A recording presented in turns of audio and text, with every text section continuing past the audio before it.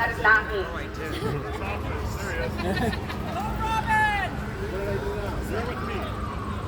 my God, where's Sarah?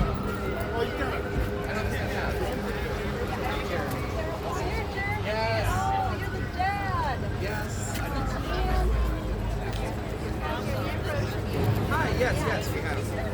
Yes, we'll have a lot more chat. Hi, folks. My name is Andy. I'm one of the nurses here at Hennepin and one of the union stewards. And we have a few different people here with us today supporting us as we are doing our informational picket on safe staffing. And safe staffing is all-encompassing. It talks about retention. It's the ability to get breaks at work every single shift. All of the things that we need to do our jobs, which is including all of the other folks that work with us in the hospital that help us to do our jobs. So we should not be having to do the work of more than one person. And we have a few folks here to support us today. First up, I'm going to have Senator John Hoffman come up and talk to us. Thank you. How's everybody this fine afternoon? Yeah! I had prepared a 45-minute written speech that I wanted to share. You guys ready for that? Yeah. Woo! I'm glad you did that because my wife told me a long time ago, I'm not funny, don't try to be funny, but we're going to do this, all right? I'm here today just to say to you and those listening that my colleagues hear you.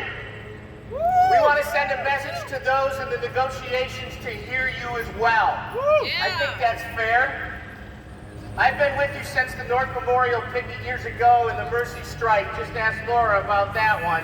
And it perplexes me that there's a lack of honorable intentions from those who are failing to listen to you. The pandemic showed that you were called upon to work harder than ever before, and now staffing is worse than ever. Our patients, the ones that need you, deserve better. Our nurses, you, patients, you put patients above all else.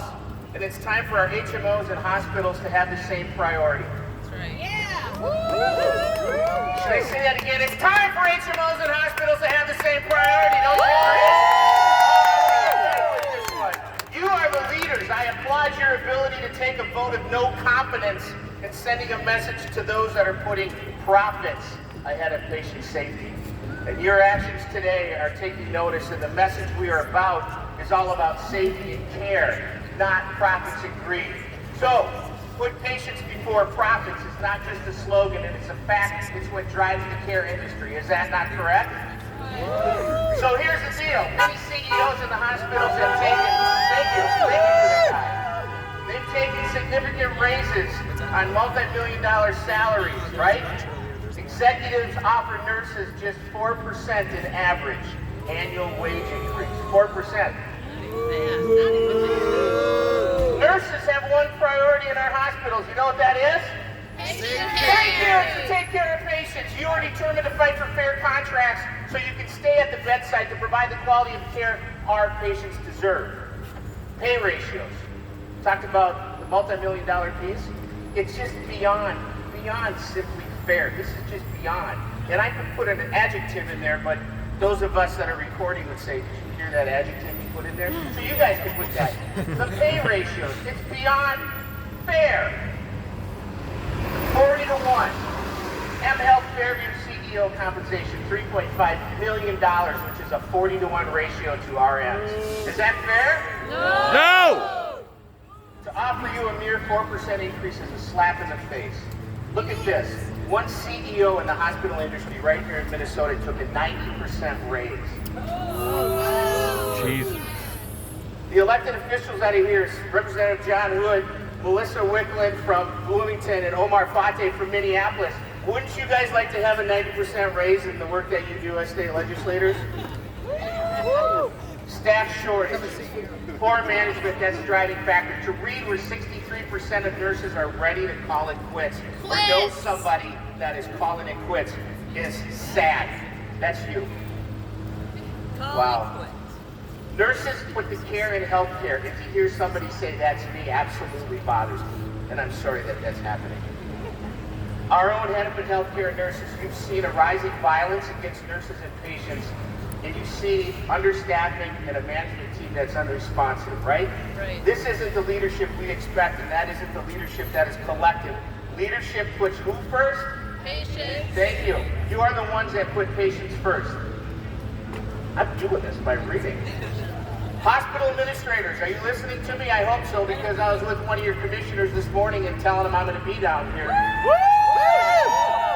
have an opportunity to do what is right. Your choices will be remembered. If the strike happens, it will be the largest nurses strike in U.S. history. That's not one for the record books, folks, right? So do the right thing, hospitals. Let's make this settlement happen right now. And that's the other thing that gets me is this. Hospital care is a right under Medicaid. So if they're going to stop being a provider of services, right, by locking you guys out, then the most vulnerable people in the state of Minnesota aren't going to have a safety net to fall into. And I'll tell you, my colleagues don't like that either. And so here's the other thing. Paul Wellstone said, we all do better when we all do better, right? That's evident here today. We must do better. But what's real for today, and a message that I want to say to the hospitals, is another Paul Wellstone statement that said, if we don't fight hard enough for the things we stand for, at some point, we have to recognize that we don't really stand for them. Doesn't that say that? You say on the outside that we care about people, right? Not us nurses, right? But when you say that, we're not going to fight hard enough for the things we stand for, at some point, really the mixed message you're sending. I think those words of Paul Wellstone are here today, right? And so use that message. Beat that horn. Thank you for your work, your love, and caring for people. We hear you. We hear you. I absolutely want you to know that we support you and we thank you. Thank you for your work. Let's do this. All right, thank you, Senator Hopkins. All right. Next up, we have Representative Hewitt. Hewitt? Okay. Representative Hewitt. Well, thank you, nurses, and hello. Hello. I don't know if any of you know my background, but my whole background is not as a nurse, but centered around nursing. I started my career in a hospital called Ramsey. Some of us that have gray hair know that. I worked in the ER there as a tech. I went to Lifelink, worked there for 30 years, and then I ended up back in the ER at the end of that career. But Richard, you're looking at the signs that say about violence. It happens every day. I also love. There isn't one day that goes by that Angela doesn't come home, and we have to have that talk. That talk about why she's a nurse, why she cares. And then she comes back and says, but look what we miss seeing in healthcare.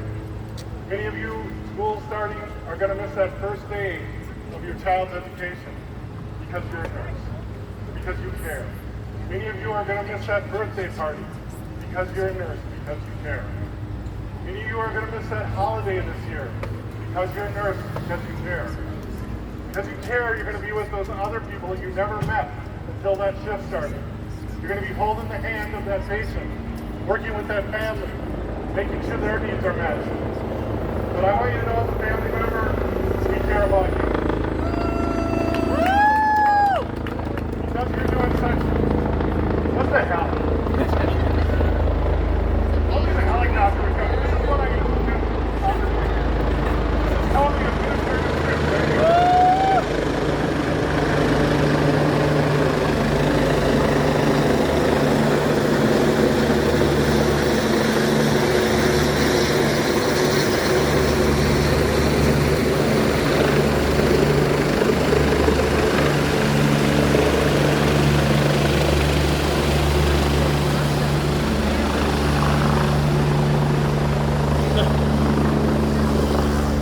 Yeah, the helicopter cost about $6.8 million. $6.8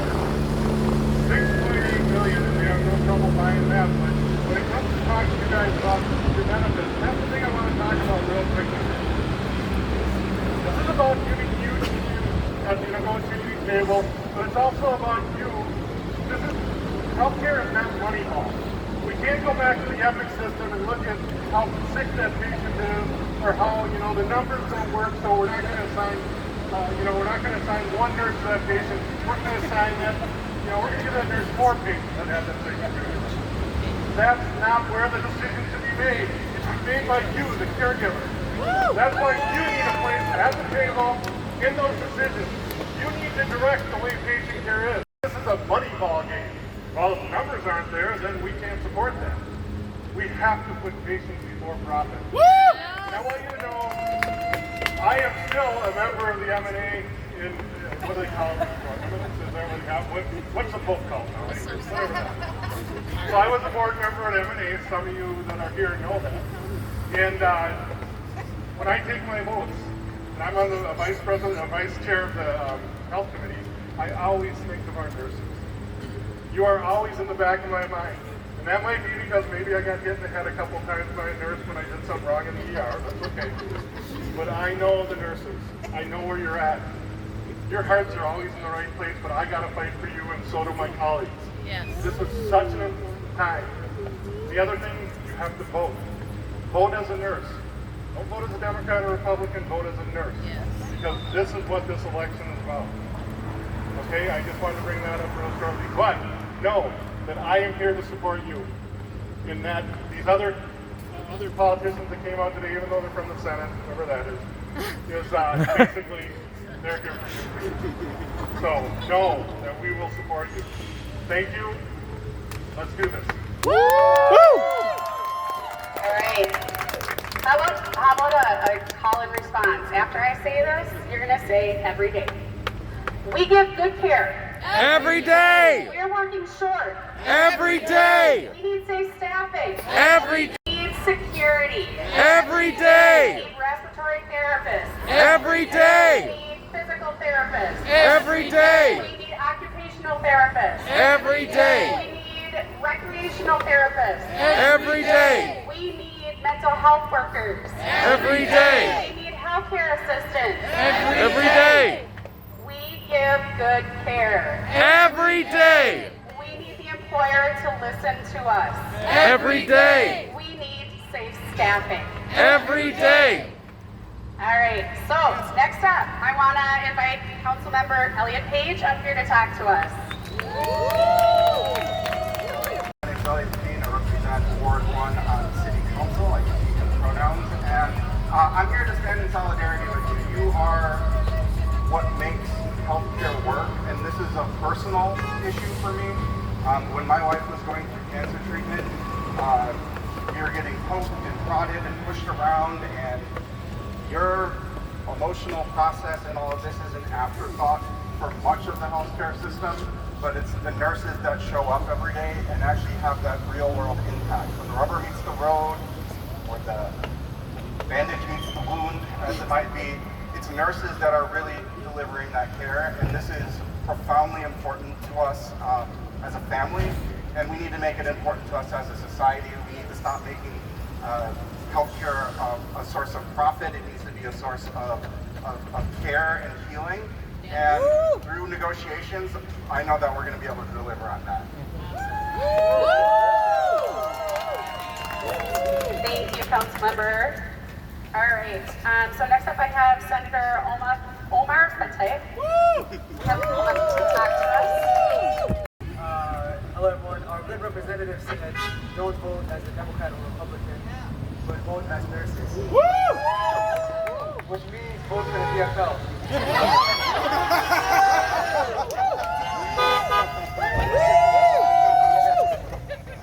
My name is Omar Fateh. I represent Southside Minneapolis in the Minnesota Senate. Yes, Southside. I'm here and I'm honored to stand in solidarity with all of you, along with my colleagues in both the Senate, the House, and our City Council members, to ensure that our nurses are valued. Because we know that our nurses are not just fighting for, you're not just fighting for each and every one of yourselves, but you're fighting for our patients. And it was each and every one of you that got us going and kept us healthy throughout the pandemic, saving lives by risking your own lives. And we're here to show you that we appreciate you. And as a caucus, by the way, we prioritized our nurses this year with the Keeping Nurses at the Bedside Act, which would address all of the concerns that you've spoken to us about, such as staff retention, workplace violence that we've heard countless times about. It would recruit and train new nurses. And also on top of that, I think as we have been listening to our nurses, that it's time for our executives to also listen. In a time where they've been pocketing billions of dollars in profits, I think it's time to start investing in our nurses, investing in our workers, valuing our nurses. So I'm honored to be here today with you. I'm going to keep fighting like hell with our colleagues for you. Let's get this done together.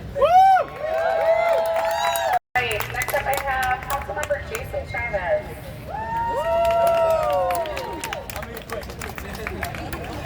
Hi everyone, my name is Jason Chavez. I represent the 9th Ward of the Minneapolis City Council. I'm like kids, and I just want to say I appreciate the nurses here today, the nurses fighting for us every single time. And if you didn't know, the Minneapolis City Council was a unanimous vote 13-0 last week, stood in solidarity with the Minnesota Nurses Association. So I want to say that all of you, they will be fighting for you every single day. This is the 9th Ward. There's 2 hospitals, it's Everett Northwestern and Children's Minneapolis that I represent on the city council. And I just want to say that the workers there that hear you, I stand with you, and I'm going to be here fighting for you every single day. I grew up in that Children's Minneapolis hospital. The nurses there, the doctors there, when I was struggling as a kid, as a baby with my health, the healthcare workers, mental health workers, the nurses there saved my life. And I was already trying to help save what they're doing right now, making sure we stand up for them. So I just want to say my gratitude for those hospitals right there, and that we need to fight for their rights, fight for all of your rights, making sure you get that fair pay, making sure you have protections and safe work protection. So just want to show my appreciation and just want to give it one more time for the nurses here. So.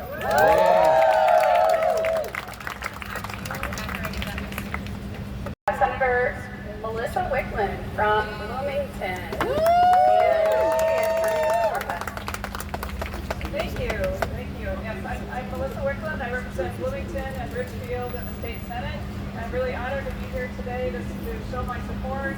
All of the things that you talked about are just some things that should be happening: safe staffing, having the right personnel to work with you whenever you need it, having the right to take off time when you need it. We need to make sure that we keep nurses in the field and attract more of them to become nurses. So I'm with you, and hope to continue to work in the Senate to address these concerns as well, but also very hopeful that the negotiations will start again, and that your work, your efforts out here will make a difference, and I know they will. And I really appreciate all the work you're doing today here and all of the negotiations. So thank you. Yeah. Thank you. All right, so we have a candidate who is MNA endorsed. Thank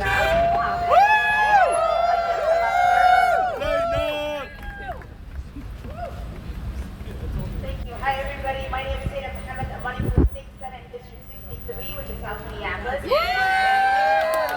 am MNA endorsed, and you know, first of all, I don't know about you, but I'm pissed off that we're here. I'm pissed the hell off that after 3 years, you have to stand up here and you have to fight for fair wages. Like, to me, I don't understand what we have accomplished in the last 3 years. Right? You know, all I've heard the past 3 years is how essential nurses have been to our community, how much they've been the heroes, and I'm wondering why we're treating them as if they are expendable. Right? Right? So, I just want to say thank you for being out here. Thank you for keeping our community safe in the hardest moments of your lives, and thank you for showing up more than you needed to for all of us. Thank you for keeping us safe. And I'm with you. We all stand with you, and we will continue to fight with you, whether it's at the picket lines or ensuring that you get whatever that you need in the negotiations. So we stand with you, and I appreciate you for being out here. Let's do another call and response. Okay, nurses on the outside. Trouble on the inside. Nurses on the outside. Trouble on the inside. Nurses on the outside. Trouble on the inside.